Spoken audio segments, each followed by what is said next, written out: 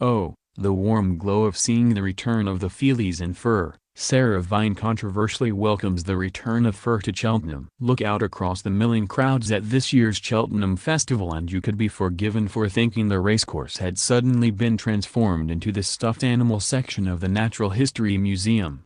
Female racegoers of all ages were swaddled in fur and gamely flaunting plumage for the delight of onlookers. One young woman appeared to have an entire fowl in full flight perched on her hat. Carol Vorderman, God love her, showed up in triple fur, hat, collar and handbag, which in country life terms is the equivalent of double denim. Others were swaddled in lush, tactile stoles, deeply sexy with their hint of our feral past, wearing extravagant Russian hats, or simply snuggled up in the kind of fur coat that you thought had gone with the age of glamour. If the fur at Cheltenham was fake, it certainly didn't look it. Gone are the wacky dyes that used to distinguish it from something much more real. This is such a surprise as fur, feathers and indeed the wearing of anything previously owned by another living creature has, for a number of years now, been strictly forbidden by the PC police.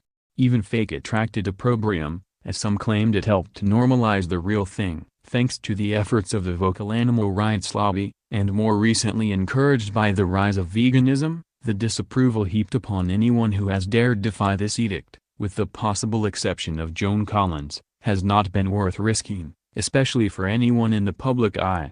Personally, I've always felt the whole anti-fur thing was a bit irrational. First, the fur industry is like all such industries. Of course there are bad practices, and those should be eliminated, but properly regulated, the £24 billion business provides jobs and livelihoods for many.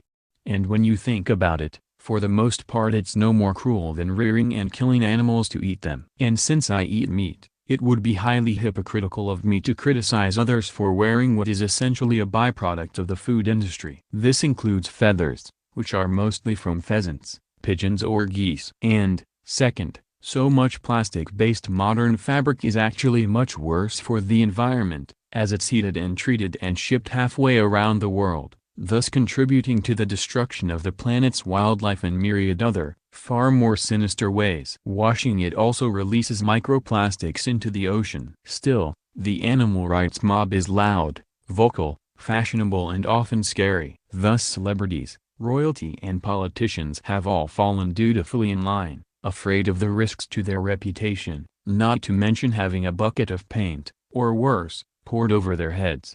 Slowly but surely, real fur, along with anything too obviously reminiscent of our fuzzy or feathered friends, has disappeared from our streets, replaced by man-made equivalents that salve the consciences of their owners even as they destroy the precious natural resources they claim to protect. All of which is why it was such a delight to see racegoers at this week's Cheltenham Festival gamely challenge the notion of feather and fur as blood-soaked emblems of humanity's inhumanity to animal, and flaunting the stuff.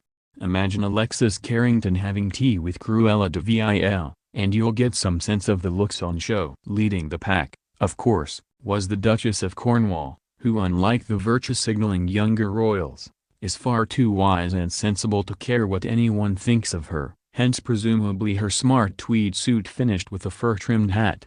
So why the sudden change of heart? Was it some kind of coordinated effort among the women of the shires to sock it to their bleeding heart metropolitan sisters in a fur-flying show of defiance? Or were they just a bit cold? Both, I suspect. And why not? After all, it's about time someone stood up to the PC brigade. Who better to do so than the no-nonsense ladies of Cheltenham? Sartorially, countryside chic definitely won the day. Shades of green and brown reflected nature's hues. Footwear was practical and warm, without any of the usual stripper heels or tramps trotters that have been spotted punching holes in the hallowed turf of late. Gloves, elegant, leather, were de rigueur. In many ways, this tide of tweed and cashmere harked back to more elegant days, and indeed many of the outfits had a distinctly vintage feel to them. Like their wearers, they were well worn but no less elegant for it, and of course that is the joy of fur. It tends to be a once or twice in a lifetime purchase. Something special you keep in the back of the wardrobe and bring out for special occasions.